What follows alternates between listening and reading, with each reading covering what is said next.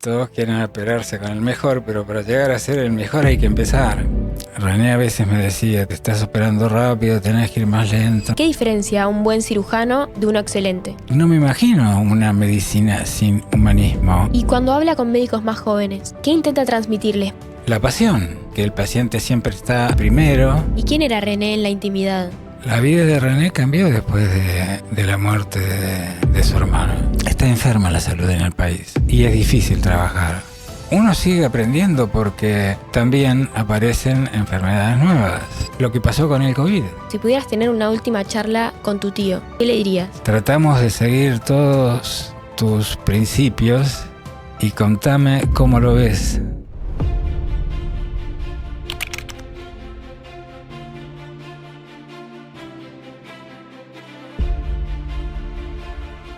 ¿Qué hay detrás de un diagnóstico? ¿Qué pasa antes de que un médico diga está todo bien o tenemos que estudiarlo mejor? Mi nombre es Delfina Perry y esto es Biosalud 360, el podcast donde exploramos qué hay detrás de la medicina.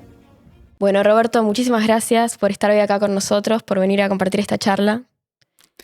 Bueno, encantado, Delfina, y muchas gracias por la invitación. Para empezar, me gustaría preguntarle cómo fue que empezó su vínculo con la medicina. Bueno, empezó cuando yo vivía en Jacinto Arauz y en el 58, 59 se me rompieron 4 sifones de soda, eran de vidrio, y mi padre y mi tío me tuvieron que coser a la noche, con sol de noche, porque ahí a la noche no había electricidad. Y ahí me di cuenta que una herida, que era una separación de la piel que sangraba, se podía curar y no había que esperar. Y bueno, luego ese fue el primer paso. A fines de la década del 60, que yo terminé la secundaria, había muchos problemas sociales y entonces empecé sociología. Hice un año de sociología, pero me pareció algo que era difícil de cambiar cosas, como curar una herida, ¿no? Y entonces fui a trabajar con mi padre y mi tío al Sanatorio Güemes.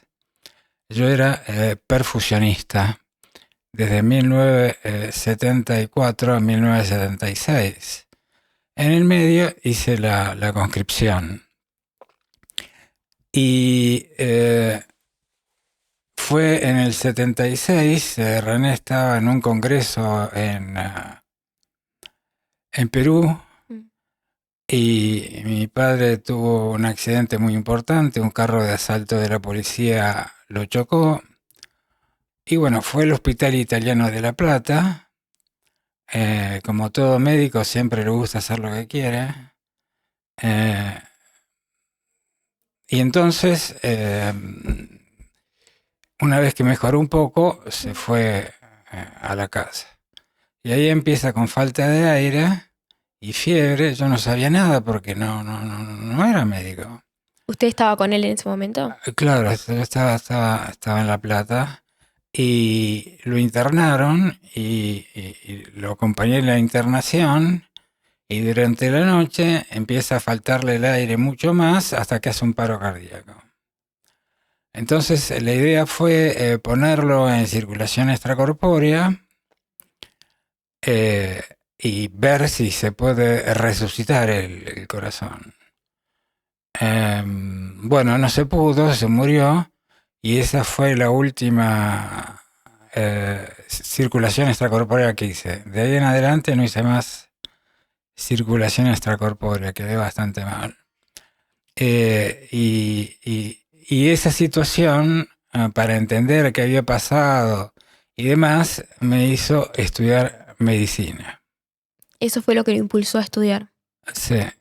Entonces, allá hay que hacer una licenciatura antes, Norteamérica. Yo hice bioquímica. ¿A Estados Unidos fue? Sí, en Syracuse. Frío terrible, no es nada comparado con esto, y 6 meses de nieve. Y después ahí hice bioquímica y después medicina en Nueva York, en la Universidad de Cornell, y después un año de cirugía general en la Universidad de San Diego, en California. Y ahí, en el 85, volví en agosto,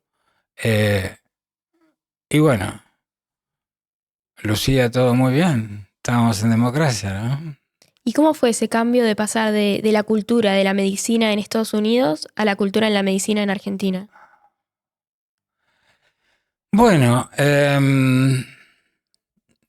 la clínica siempre es importante, por más instrumentos que uno tenga. Yo siempre digo que confío más en un buen clínico que un instrumento. La verdad, el tema es que la mayoría de los buenos clínicos tienen más de 60 años, les queda poco tiempo, 70. Entonces, se utilizaba poco catéter de Swan-Ganz, pero la cirugía cardíaca era como allá, ¿no es cierto? Igual. Es más, allá yo estaba en San Diego y yo una vez tuve dudas de venir al país, porque en el 81 viajé Sí. y vi todo tan mal, las caras de la gente tan pero tan tristes, la inseguridad, que había decidido hacer 5 años de cirugía general. Pero después viene el 84 y era todo alegría, diríamos, a pesar de todas las cosas que han pasado. Y me volví, porque había un residente que decía, yo no entiendo por qué insistís en quedarte en Norteamérica, si vos podés hacer la residencia con el creador. Eso me quedó grabado. ¿Y volviste? En agosto del 85.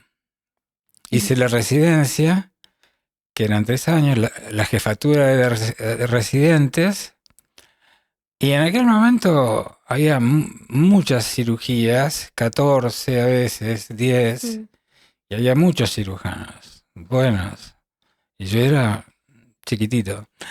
Diríamos, es difícil, todos quieren operarse con el mejor, pero para llegar a ser el mejor hay que empezar. Pero René quería un trasplante cardiopulmonar. Y ya habían ido 2 veces a Norteamérica, perdón, a Inglaterra, Sí. A hacer todo para hacer trasplante, pero fueron por un mes y 3 personas que no hablaban bien inglés. Mi inglés estaba bien, además tenía matrícula norteamericana para ejercer. Hice la reválida, esto fue en enero del 90, me fui y volví en abril, y el 30 de septiembre hice el primer cardiopulmonar y de ahí en adelante desarrollé el programa de trasplante pulmonar. ¿Y cómo fue esa experiencia? Bueno, es dura, ¿viste? Porque los donantes varían de país en país. Cuanto más pobre sos, peores donantes tenés. Yo me acuerdo que cuando empecé, son gente que tienen muerte encefálica, ¿no? Sí. Y yo iba a hablarles porque no había casi donantes, y un terapista me dijo, vos me hablás a mí de donante y yo la veo a aquel muerto ya pestañear. Como que está vivo, con tal de no llamar en aquel momento en el cucabe. Todo eso por suerte ha mejorado en la década del 90, con el modelo español que se trasladó acá. Entonces, el donante siempre es un problema y varía dónde está el donante, ¿sí? También hay terapias buenas y terapias malas. Sí. Y con respecto al receptor, hay que elegir un receptor que pueda tolerar el trauma de la cirugía. recuperarse, irse de alta y por sobre todo el tratamiento lo tiene que cumplir. Porque si no cumplen el tratamiento van a tener rechazos y muerte. Así que después de Inglaterra, ahí aprendí todo eso, lo llevé a la práctica y en el tiempo un poco libre empecé a operar, hice un banco de homoinjertos. Homoinjertos son válvulas cardíacas de donantes. También hay homoinjertos de piel, hay homoinjertos de hueso y demás. Y con ese banco empezamos a hacer los primeros cirugía de Ross y los reemplazos de válvula aórtica con infección, endocarditis.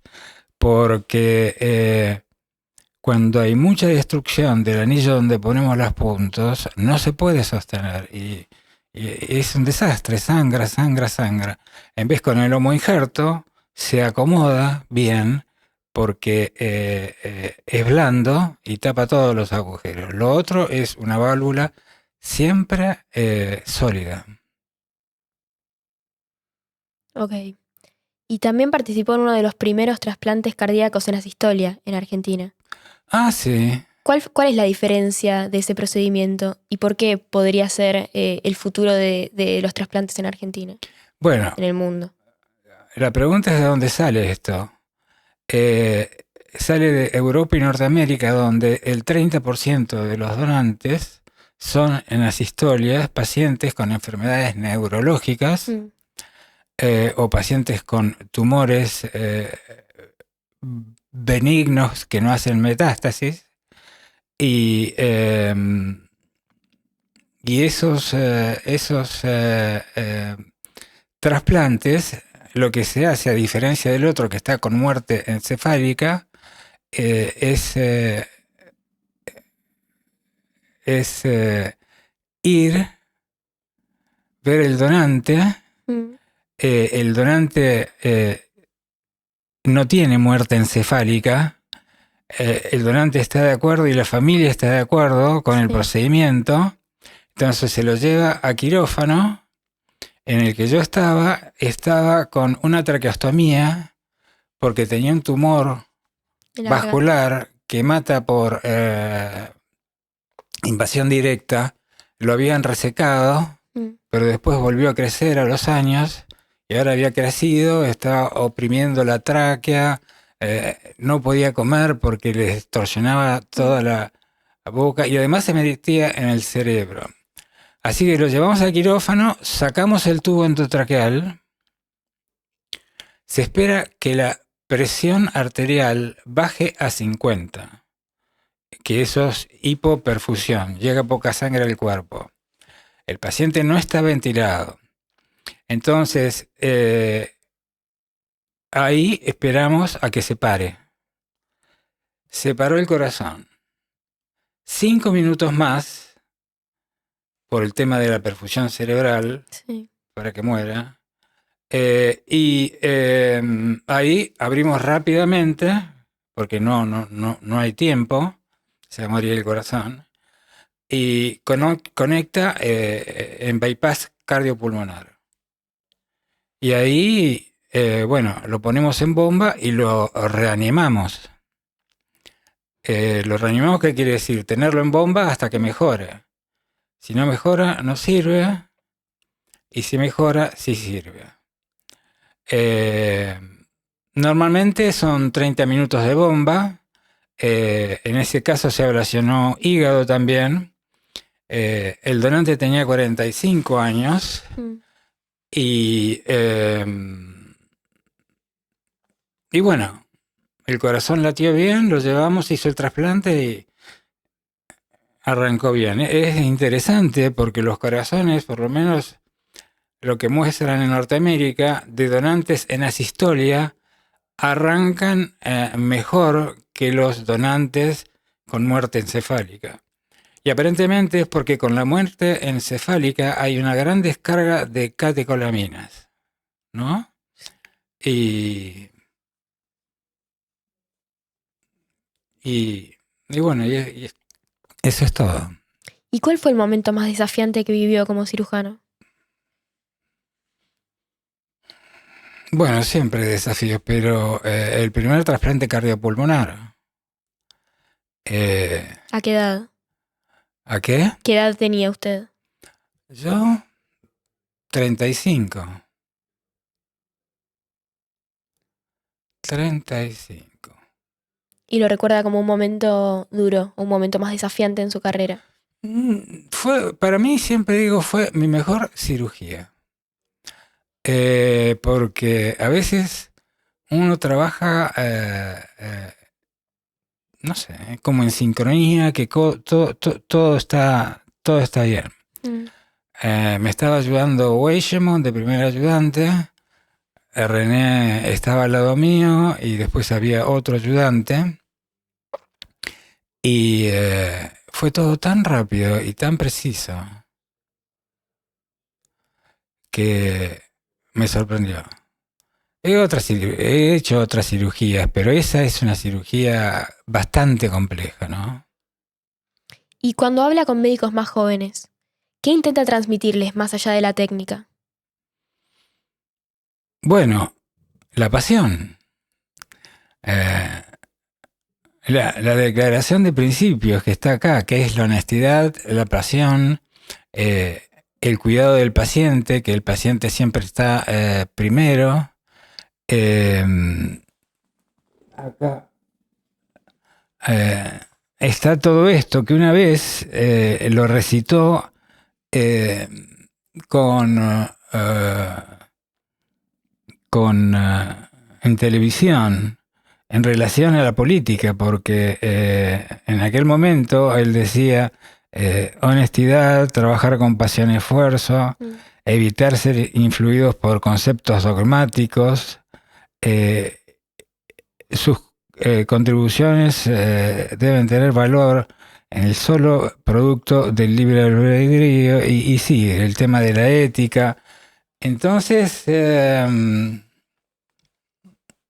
esas cosas, este trabajo es bastante duro porque uno tiene que estar muchas horas parados, puede afectar el cuerpo, la parte sobre todo lumbar, cervical. Y hace un rato me mencionaba que cuando usted empezó había muchos médicos, muchos cirujanos buenos. ¿Qué diferencia un buen cirujano de uno excelente?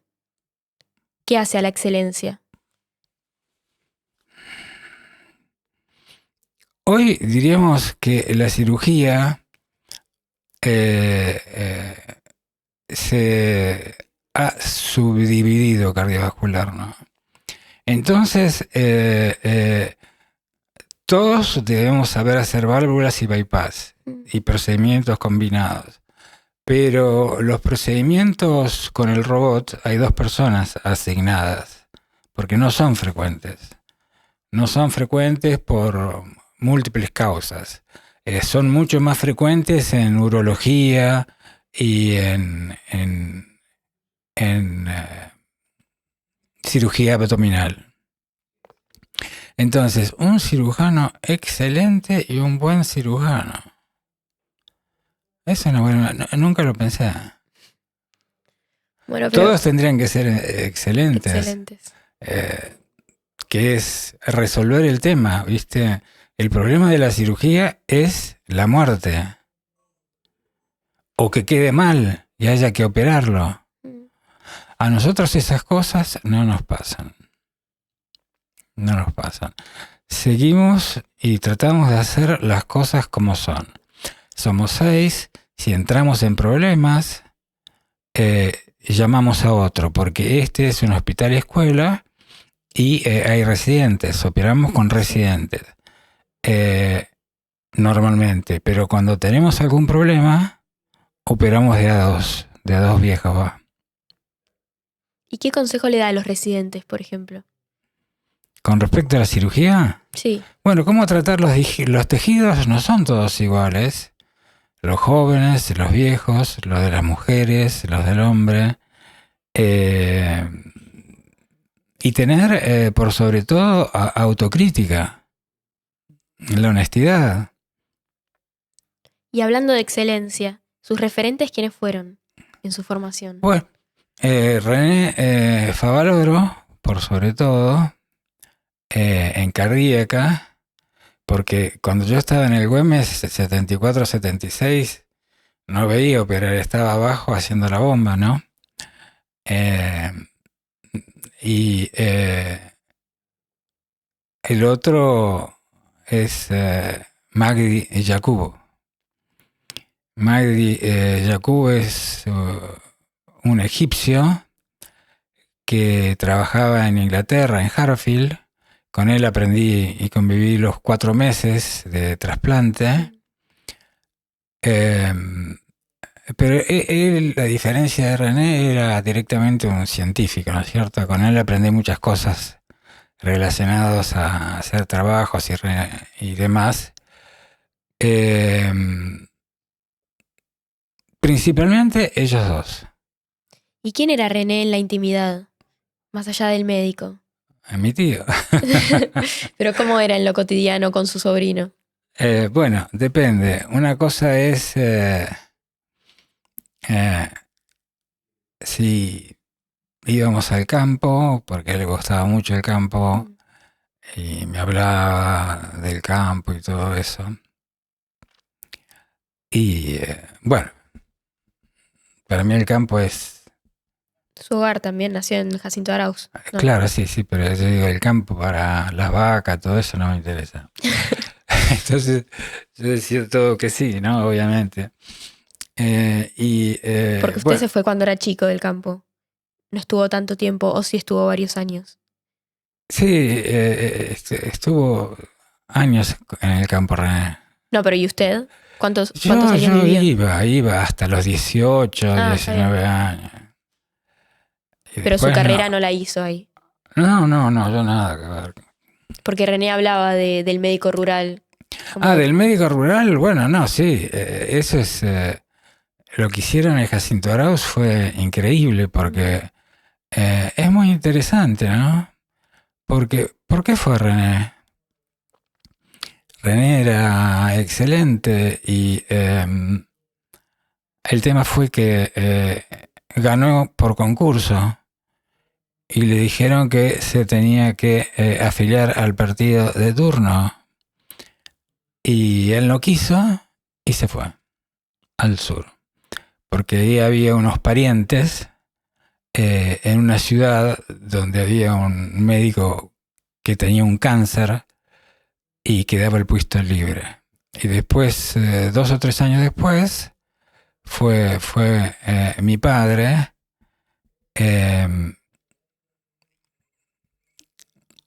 Una vez nos invitaron a Jacinto Arauz, a Liliana y a mí, a hacer una interacción entre el pueblo para ver cómo eran. Y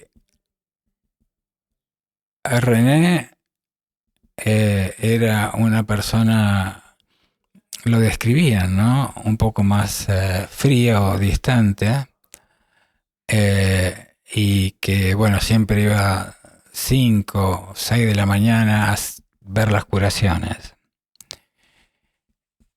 Y mi padre iba un poco más tarde y no era frío ni distante, sino muy amigable. se complementaban. Ellos trabajaban Se juntos. complementaban mucho, se querían muchísimo. La vida de René cambió después de la muerte de su hermano. Fue terrible. Uno lo ve en las fotos, en las fotos de revistas que yo he comprado, en la revista Gente, que sale en 1976, que le pregunta sobre el gobierno, y en la revista Gente de 1980, cuando él hace el primer trasplante cardíaco. La verdad que fue terrible para toda la familia. ¿Y usted sintió alguna vez el apellido como un peso o siempre lo sintió como un motor? Bueno, como un peso si me lo hacen pesar. Como un motor no, porque yo siempre fui igual. Mm. No he cambiado. En Norteamérica, bueno, me fue muy bien y yo hacía porque tenía que ser el mejor. Aunque no sea el mejor. Dar todo lo que yo podía dar de mí. Entonces,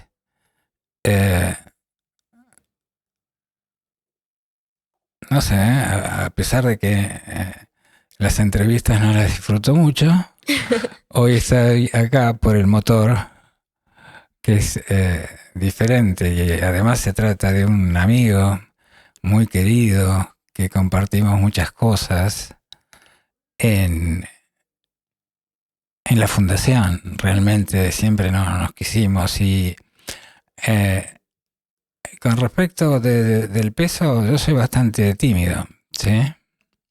Entonces, la Y exposición la exposición no le gusta. no me gusta mucho. ¿Y qué rasgos de su tío o también de su padre ve más reflejados en usted? La audacia operando. La audacia operando. ¿Y en qué cree que se diferencia?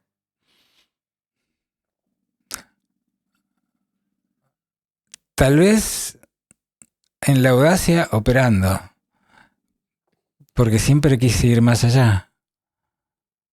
Eh, es bueno, pero a veces no es tan bueno.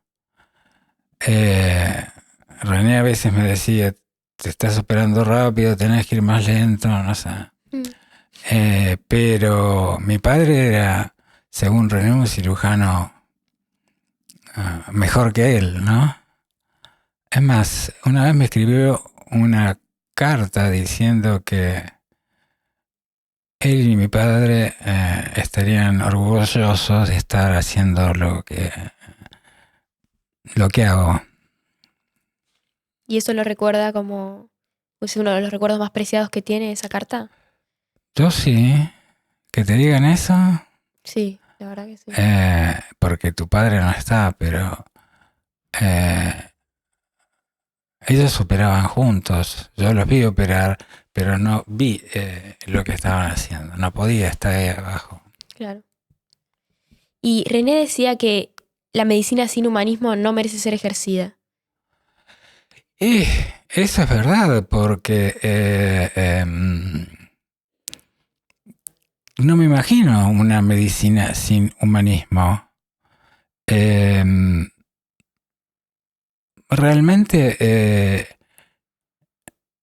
sin humanismo quiere decir que el paciente deja de ser lo primero. Y eso no puede ser.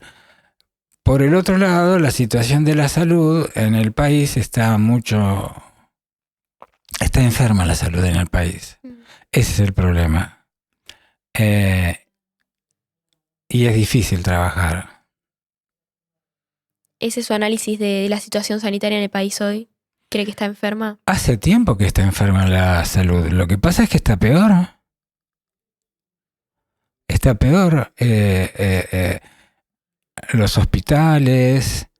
Hay que andar mirando por precios y calidad, la relación calidad-precio. Entonces, esto no tiene nada que ver en ese sentido con Norteamérica. Se hacen cosas como en Norteamérica, Sí. pero el nivel de estrés que hay es muy importante en la población médica. Lo que pasa en el Garraham y otros lugares es real. Y bueno, como la salud y la universidad, aquí no se piensa mucho en eso. Por ahí merece una reflexión. ¿Y qué es lo que más le preocupa de la relación médico-paciente hoy en día?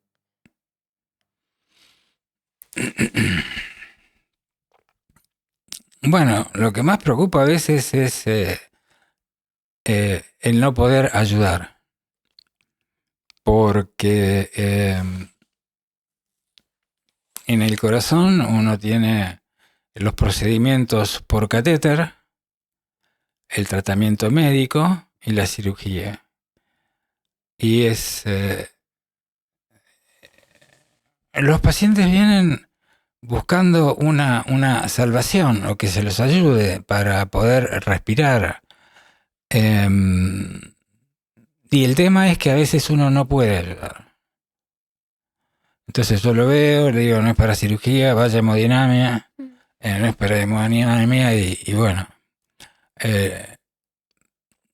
ese es el tema. O hay pacientes que están internados en lista de trasplante y dejan de funcionar bien y lo que hay que hacer es a veces un tratamiento paliativo, hablando con la familia, con la familia.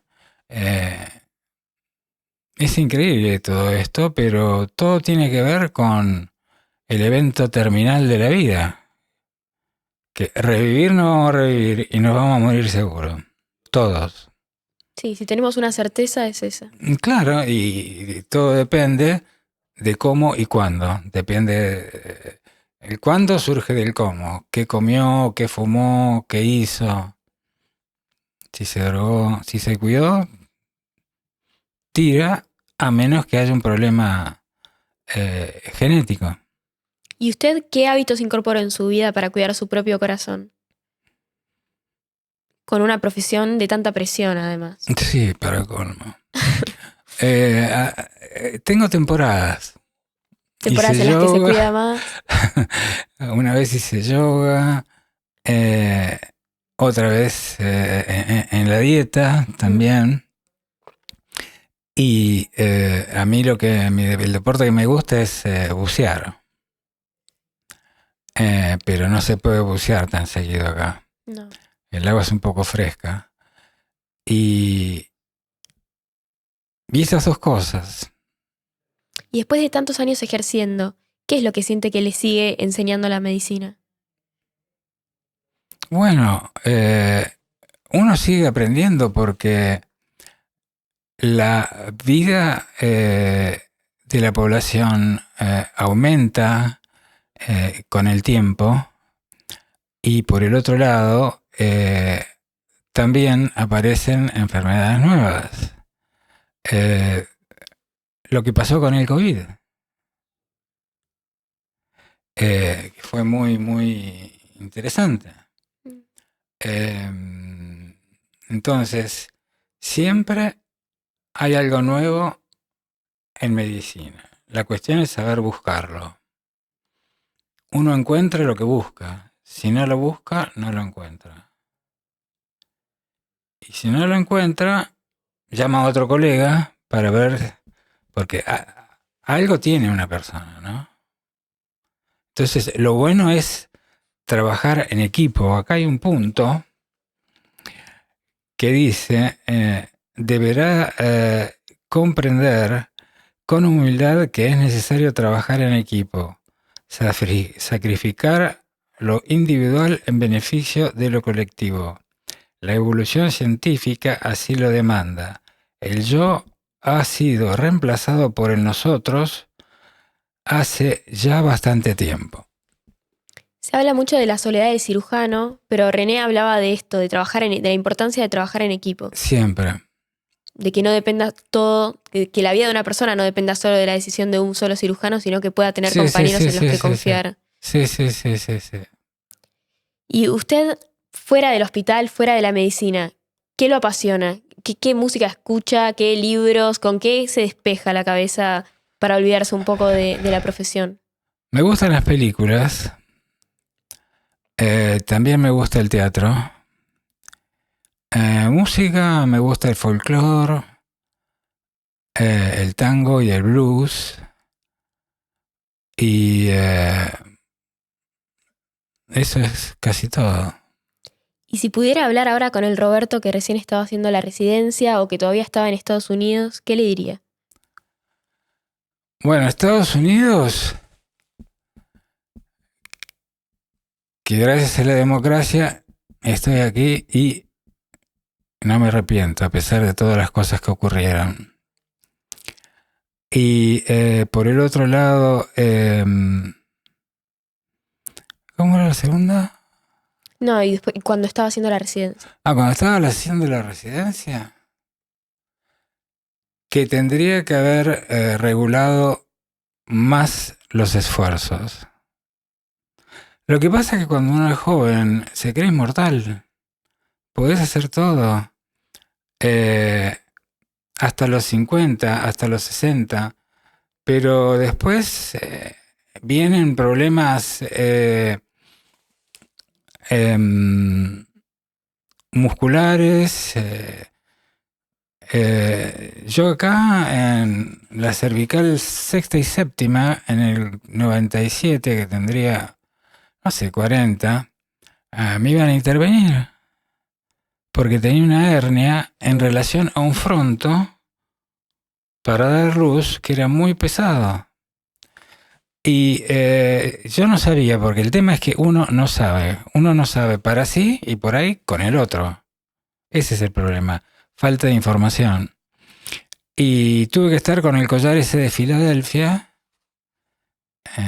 2 meses y se arregló por suerte, si no me intervenían. Pero entonces eso tiene que ver con largas horas de trabajo y un fronto inapropiado. Y Roberto, ¿cómo ve a la fundación en la actualidad? ¿Cuáles fueron los últimos hitos? Bueno, se incorporaron nuevas imágenes y también el robot Da Vinci, que el uso mayor es en cirugía urológica y en cirugía abdominal y torácica. En corazón se utiliza en la válvula mitral principalmente. La válvula mitral es un orificio, que esta es la parte posterior y sirve para trabajar en este pequeño lugar.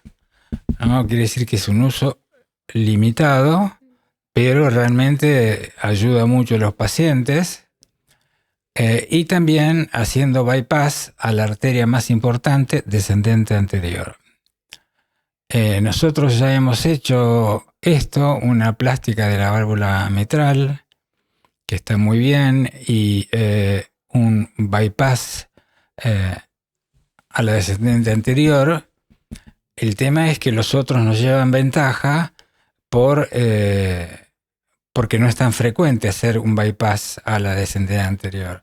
Si la descendente anterior tiene una lesión, hoy lo más frecuente es colocar un stent. Y nosotros operamos la enfermedad compleja, es decir, enfermedad de 3 vasos que se llama, y lesión de tronco. Así que bueno, estamos esperando que aparezca otro paciente con lesión de un vaso, que no se puede hacer angioplastia. Y por el otro lado, en la mitral hay pacientes, pero todavía hay que hacer algunos ajustes con los financiadores, me parece. Todas las otras cirugías tienen presupuestos más bajos. El oxigenador solamente sale $500. Entonces, hemos comenzado, vamos a continuar, pero el uso en el mundo más importante es tórax, abdomen y urología. ¿Qué más? Bueno, eso ha sido se ha hecho una nueva unidad coronaria. Estamos expandiendo porque el número de cirugías está aumentando. Bueno. ¿Y los próximos pasos para la fundación? Los próximos pasos, bueno, seguir creciendo. El problema de estas instituciones como la Cleveland es cuando hay una tasa de uso elevada, hay que renovar bastante material porque son finitos. A veces se demora renovar porque son bastante caros. Un aparato de hemodinamia sale $1.000.000 o un poco más, una circulación extracorpórea, $200.000 o un poco más. Entonces, es muy difícil, pero es lo que vamos a hacer. Y ya para ir cerrando, si pudieras tener una última charla con tu tío, ¿qué le dirías? Y yo le diría que tratamos de seguir todos tus principios y contame cómo lo ves. ¿Qué crees que le diría él a usted? Que lo ve bien, que el camino fue muy duro, que él no lo podía hacer por falta de tiempo. ¿Y qué consejo, el mejor consejo que le dieron en su vida? ¿El mejor consejo? Mm. No sé. Bueno, no vayas tan rápido. Porque por ir rápido también no es que te perdés cosas, es que hay cosas que te pueden afectar o podés afectar a otro. Y si usted le tiene que dar un consejo a un residente, ¿le aconsejaría esto también? ¿Que no vaya Sí, tan no, rápido? pero a veces cuando yo los ayudo en algo, le digo, no vayas rápido, tenemos tiempo. La rapidez es cuando no hay tiempo. La velocidad quita precisión y la precisión quita tiempo. Por lo tanto, acá tenemos tiempo, sé preciso, que quede perfecto. Mm, Siempre lo digo eso. Ese es el consejo que siempre suele dar. Sí, sí, sí, sí. Muchísimas gracias, Roberto, por esta charla. Bueno, muchas gracias. Para quienes quieran colaborar, está esta camiseta. Quienes quieran adquirirla para alentar a la selección y para seguir concientizando sobre las enfermedades cardiovasculares. Nuevamente, muchísimas gracias, Roberto. Muchísimas gracias. Encantado.